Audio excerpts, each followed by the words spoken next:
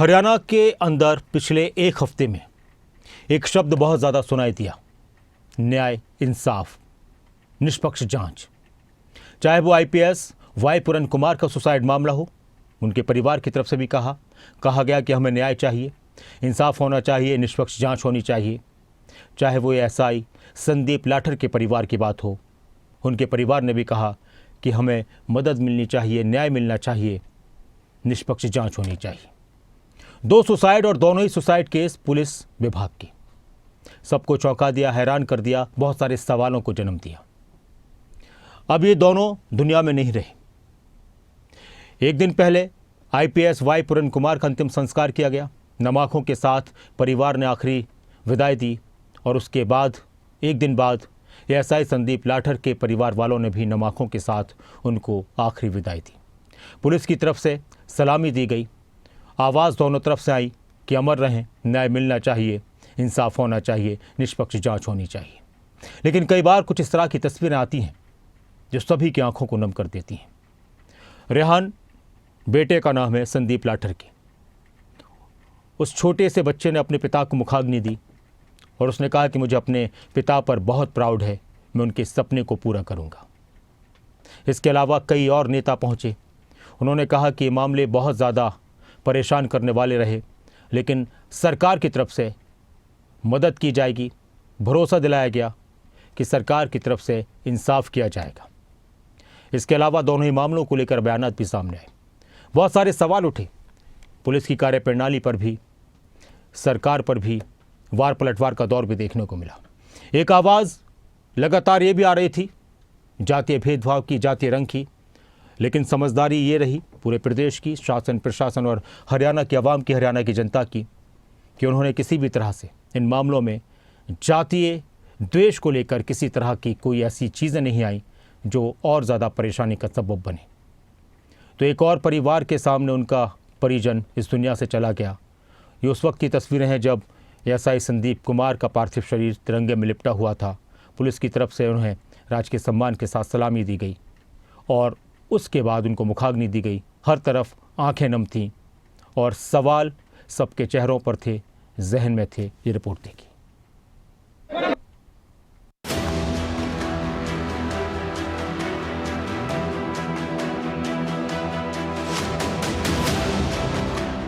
Haryana police महकमे में दो आत्महत्याओं के मामलों में सियासत से लेकर पुलिस विभाग तक को हिलाकर रख दिया है।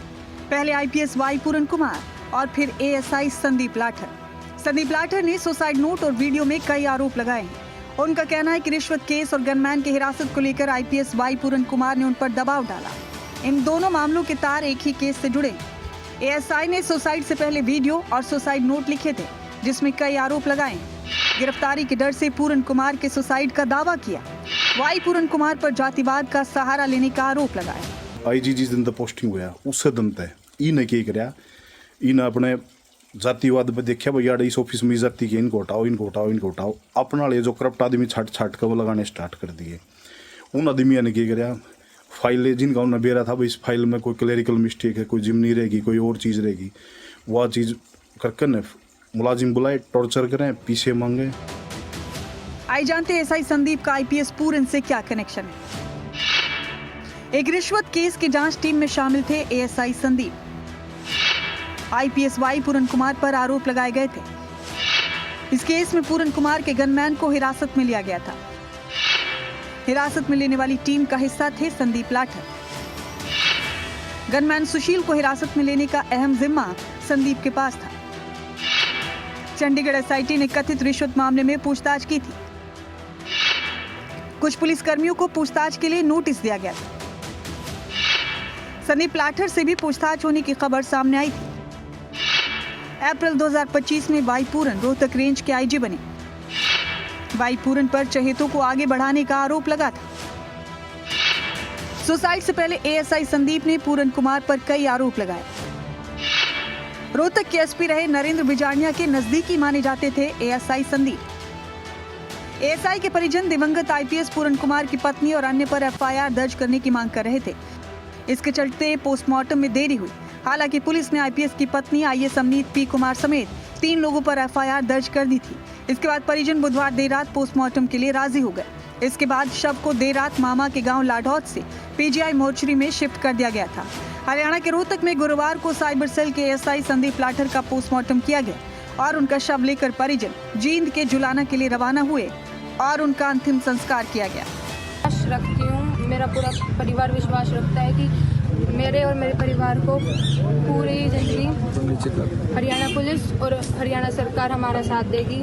बस मेरी तो इतनी रिक्वेस्ट है। ये एक शहीद का परिवार ये एक शहीद का परिवार है। हमें शहीदों का जैसे सम्मान मिलना चाहिए। मैं यही रिक्वेस्ट करूँगी। मेरे पापा बहुत ब्रेव थे और वे मेरे को उनसे प्राउड है। प्राउड है, बिल्कुल प्राउड है। और वे उन्होंने जो सपने देखे वो मैं पूरे करूँगा। हाथ जोड़ के यही प्रार्थना है, जो भी न्यायपूर्वक करना जी, ठीक है, जो भी न्यायपूर्वक करना जी।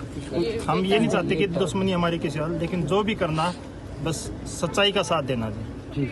और हमारा भाई शहीद हुआ है, ना कि उसने आत्महत्या की, बलिदान दिया उसने। पोस्टमार्टम के बीच केंद्रीय मंत्री मनोहर लाल खट्टर पहुंचे थे। उन्होंने एसआई के परिजनों से बात की। इस दौरान उन्होंने आश्वासन दिया कि एसआई की पत्नी को सरकारी नौकरी मिलेगी और उनके बच्चों की पढ़ाई का खर्च सरकार उठाएगी। न्याय की बात हम करेंगे, ये बात हमने दोनों परिवारों को कही है।